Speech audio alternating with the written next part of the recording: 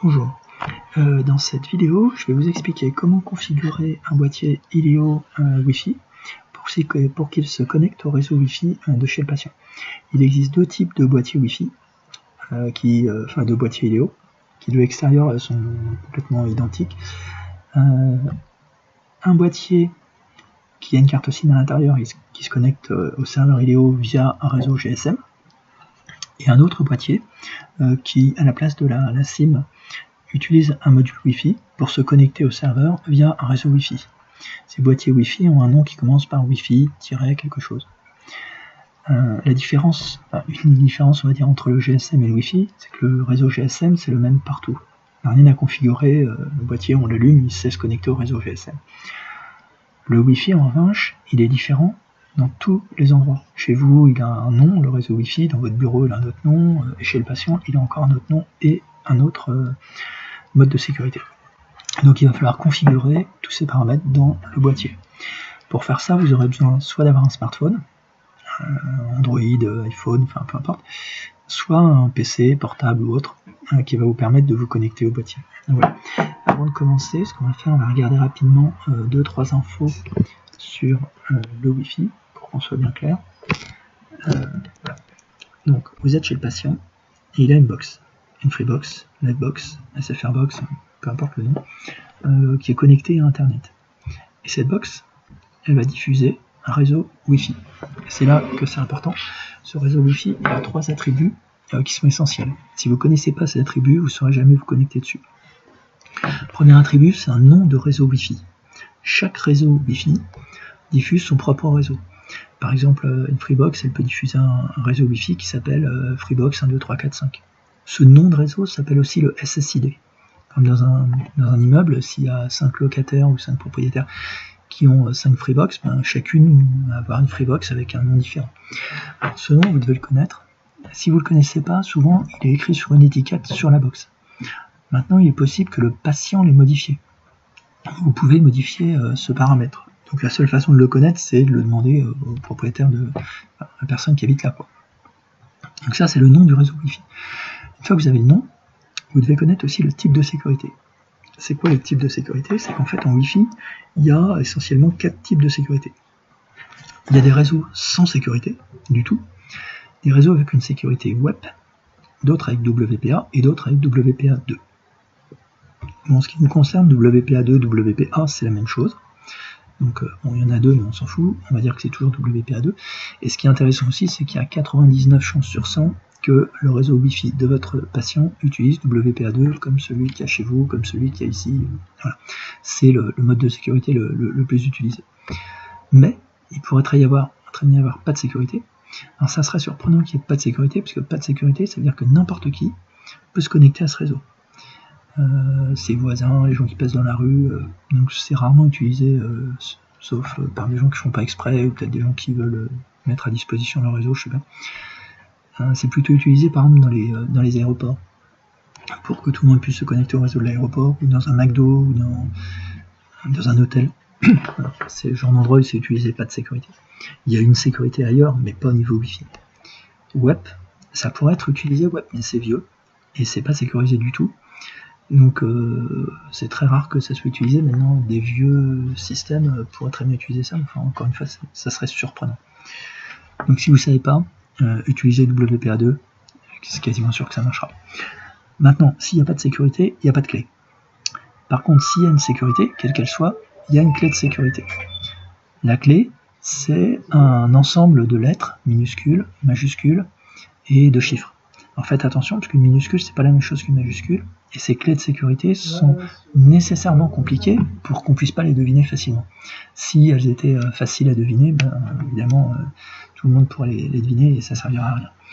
Donc voilà, donc il vous faut ces 3 paramètres.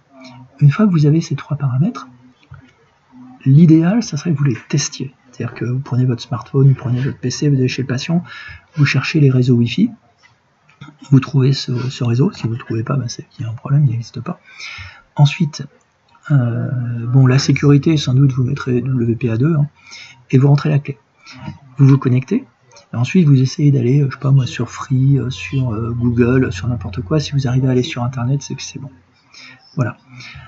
une fois que vous avez ces paramètres-là, vous allez pouvoir les configurer dans le boîtier.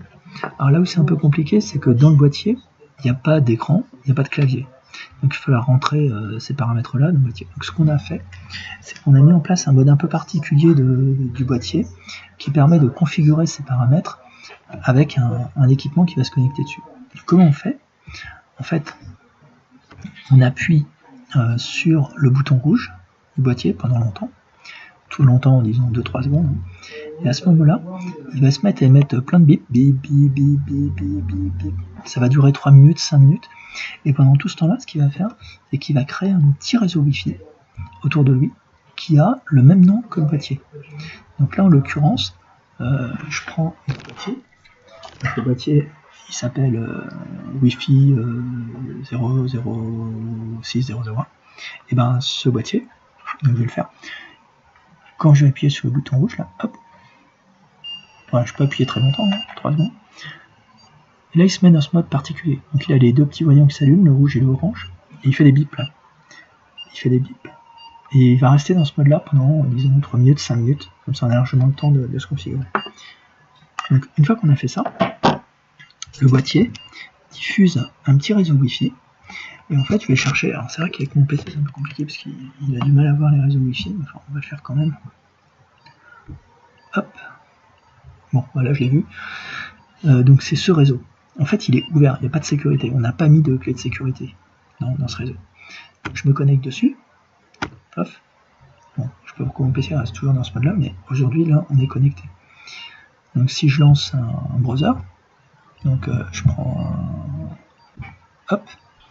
Je vais, alors, ça peut être, bon là c'est Firefox, mais ça pourrait être n'importe quoi, hein. Ça pourrait être Explorer, sur un smartphone, ce sera sans doute Chrome. Alors, dans la barre d'adresse, il faut rentrer une adresse particulière. Il faut rentrer cette adresse-là, 192.168.0.1. Pas de HTTP, pas de www, rien du tout. Donc je le fais là. Donc je fais 192.168.0.1.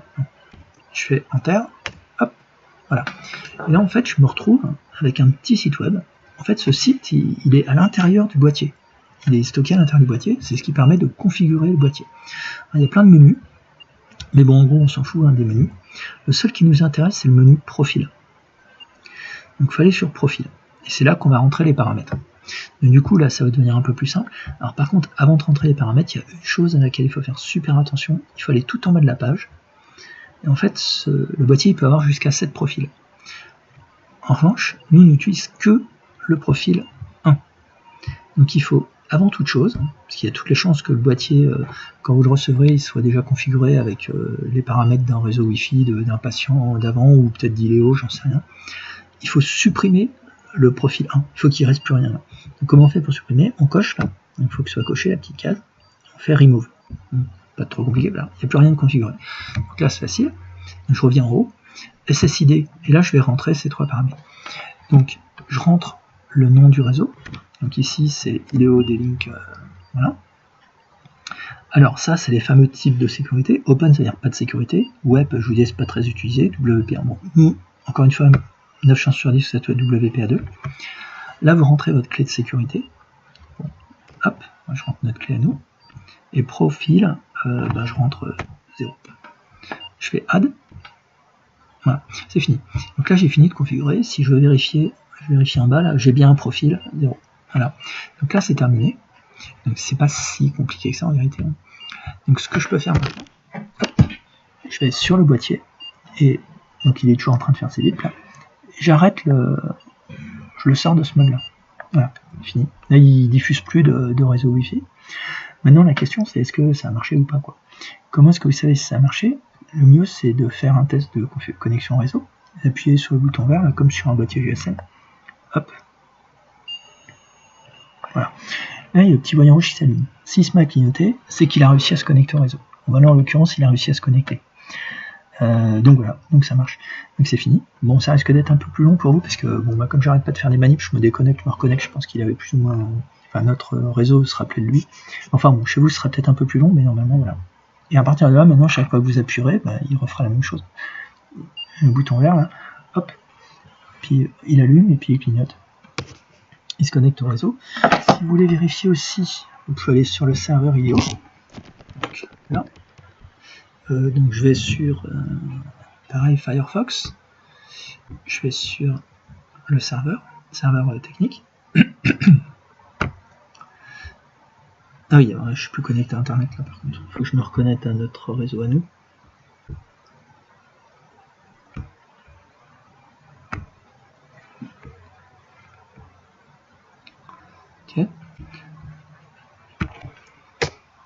Ok. Et donc vous allez voir le réseau. On va chercher ce boîtier.